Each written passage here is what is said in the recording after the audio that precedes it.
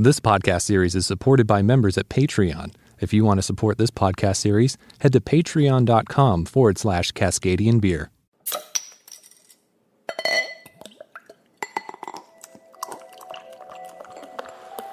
Timing plays a major factor while opening a brewery.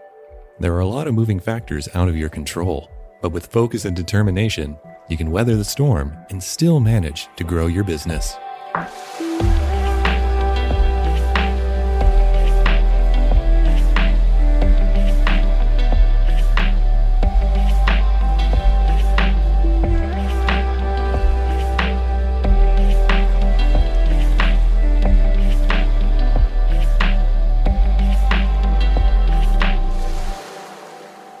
Welcome to the Cascadian Beer Podcast. My name's Aaron and I'm a Cascadian. I have a background in radio and television broadcasting. I'm a music producer and have a passion for beer. I don't consider myself an expert in beer by any means, but I do enjoy and respect the craft and the passion of the craft beer industry. On this podcast series, I profile the unique breweries of Cascadia, a region in the Pacific Northwest that has a strong presence on the international beer scene. If you enjoyed this episode or this podcast in general, please make sure you're subscribed wherever you listen to podcasts. And please feel free to share with your beer-loving friends. It helps support and grow the show.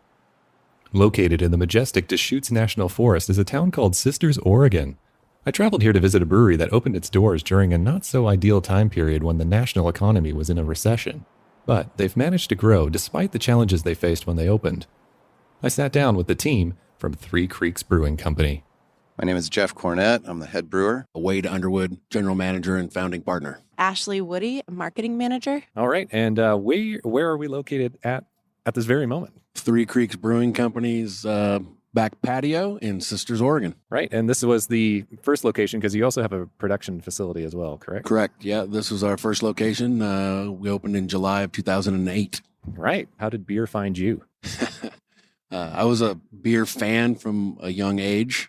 Craft beer was what I was searching out, best I could afford at any given time. Had other jobs and other careers, but always came back to really being a craft beer fan. I can't say aficionado, but a big fan of it and looking for the best IPAs I could find. I lived in Arizona for 8 years and there weren't very many.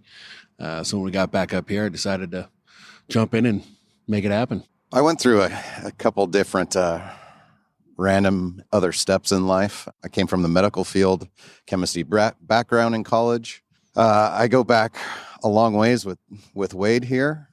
And in some of the steps where he was looking at the production brewery, I was teaching up at the community college in Bend, and economic changes, and I wasn't getting the hours I wanted, and he needed somebody to come in and help with that and just kind of do whatever needed to be done.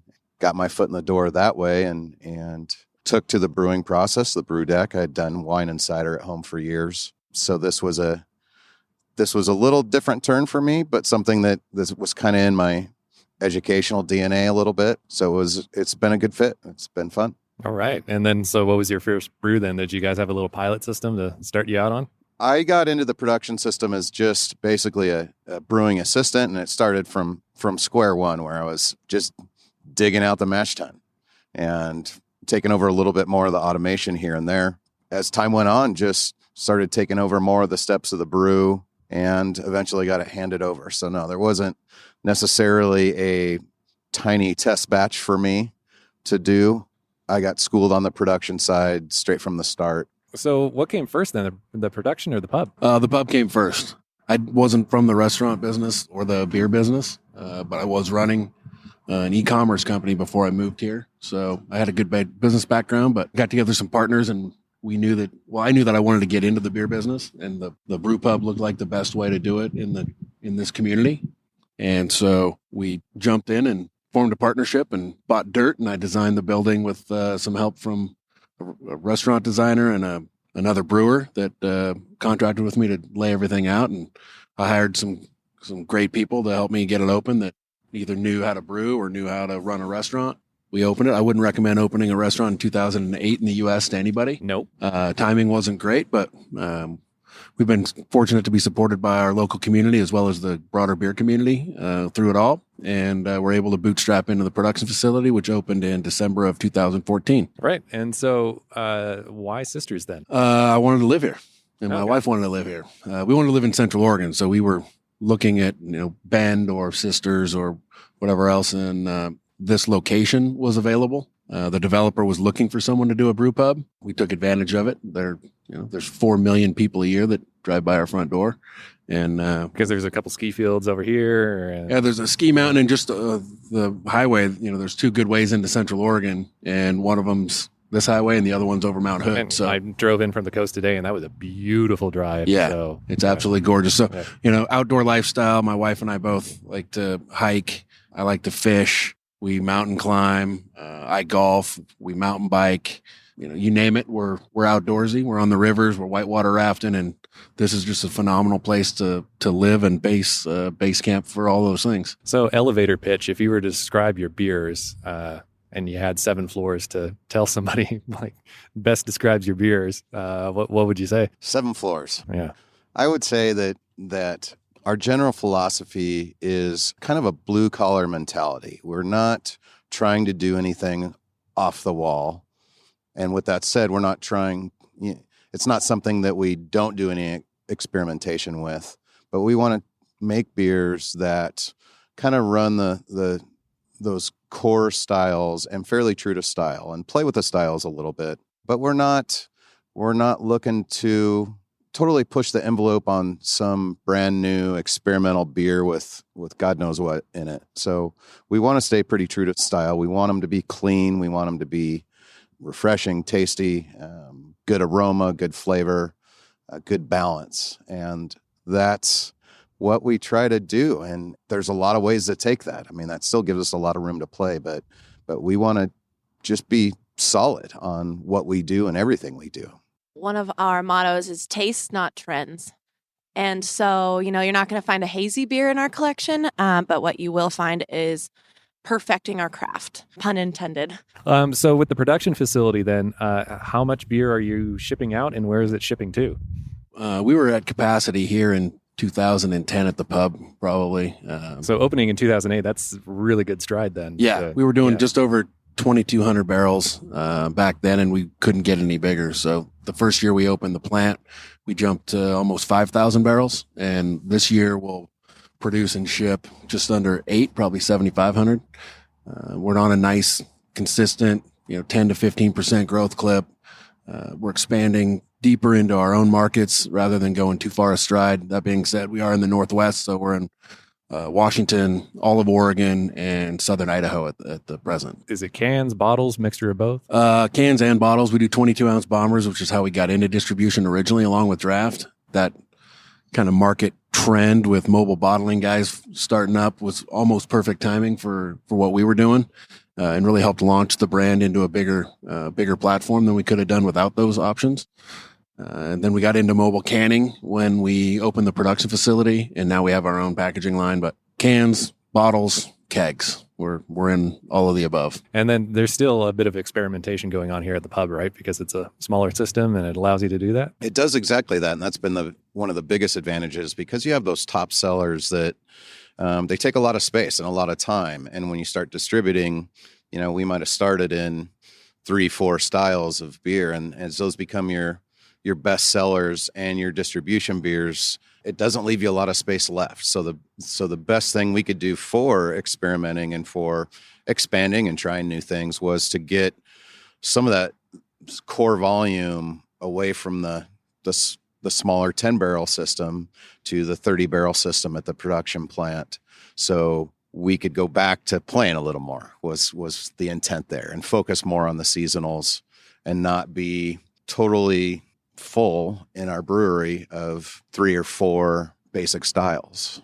There were times when we were at 2,200 barrels with just this facility where we'd have 4 beers on tap, and they were hopefully the core 4 that people found in stores or wherever else and were expecting. So with the production facility online, we typically have 15 beers. Unfortunately, we only have 13 taps. So, the breadth of styles that we can play with and just present for people and play with. What's the next thing going to be for us? Don't know. We just keep making different beers. We have some really creative folks on our brew crew that like to have fun, that like come up with crazy names and crazy ideas. And Pat Shea is our brewer here at the pub, and he wanted to make a tea beer. So we do 2 fresh hop beers every year, and he decided he wanted to do a calming beer. So he put chamomile tea into a beer for the first time. We've never done a tea beer before, and he calls Comet Down, which is kind of a fun beer, great beer actually.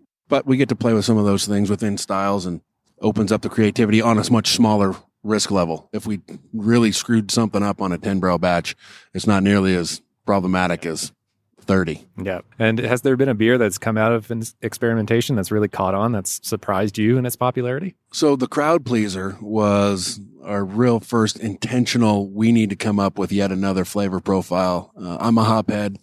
Every couple of years, I've asked the brewers to come up with yet another IPA. And so I was kind of looking for the next flavor profile, and I'd been traveling internationally and found some beers that I was really impressed with, and came home and we talked about the flavor profile I was looking for. We went through 15 test batches, changing the hop profiles, the malt bill, until we got down to, this is an awesome beer.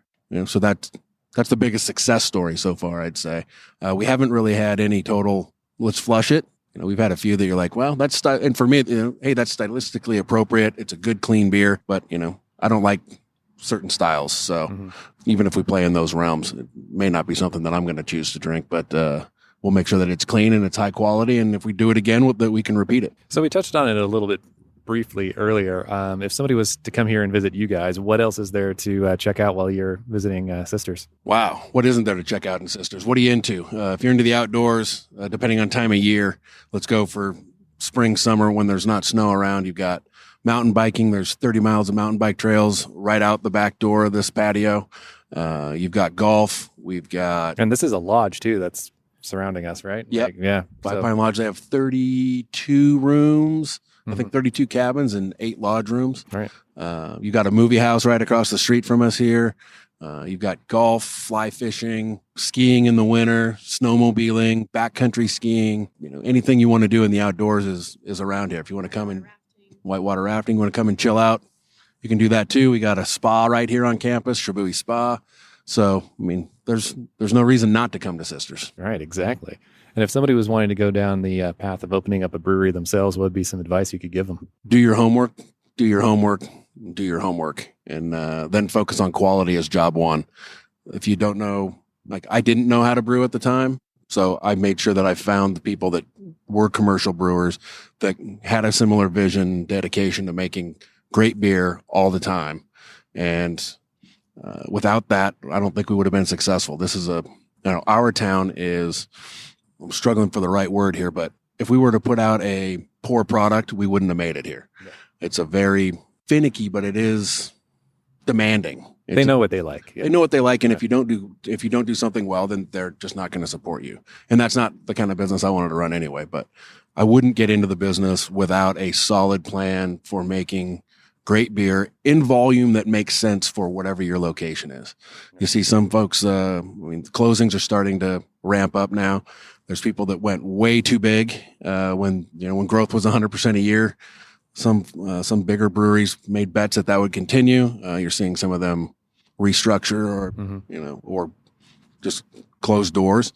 And you also see some folks that are on a very small scale that may or may not be able to make enough profit out of it to get to the next level. So know where you're at, know who your customer is, know what you're trying to do, and make sure that you've done the math and have a more than reasonable shot at success, because it's a tough business right now. It's a really tough business right now with 1,600 breweries when we opened in the U.S. and going on 6,000 now, with 8 breweries in Central Oregon in 2008. I thought we were late to the game. There's 30 plus now.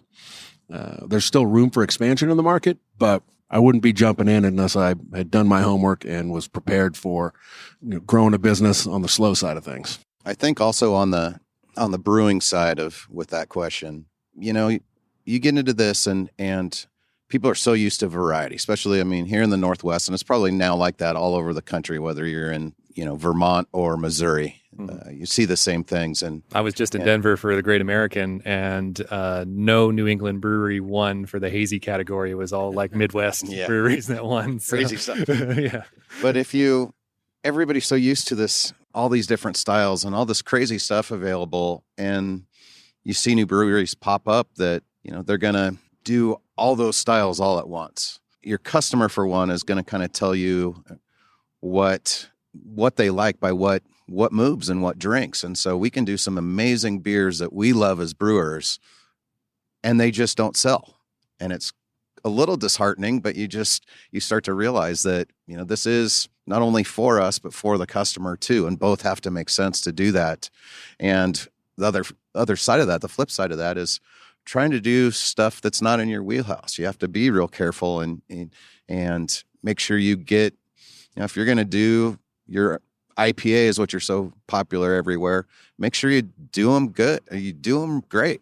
Do them as best they can be done, and then go worry about your, pumpkin peach ale or something like that. And you see a lot of this where you go in and there's just not an identity. And I think identity and, credit to Wade, who knew what he liked to drink and knew what his friends were drinking, and then put those out there, did a great job in making them, and then kind of expanded and tested from there, and to see if there's a market for that. And from a business standpoint, that's a big part of it. So, all right. Well, thank you, everybody. Huge thank you to the team at Three Creeks. Really appreciate everybody there. They really looked after me, and their beers are fantastic. Love the Brewpub. It is nestled amongst the trees, and it's just a beautiful spot. So definitely go check out Three Creeks Brewing Company in Sisters, Oregon. If you enjoyed this episode and this podcast in general and want to support it, you can by going to Patreon at patreon.com/Cascadian Beer. For as little as $1 an episode, you help make this podcast series possible. Also, please make sure that you're subscribed wherever you listen to podcasts. We're on Apple Podcasts, Spotify, Google Podcasts, you name it. Be sure to hit that subscribe button, and it doesn't cost you anything, and you'll never miss an episode once you do. For more information and to follow this podcast series, you can on social media by going to facebook.com/Cascadian Beer.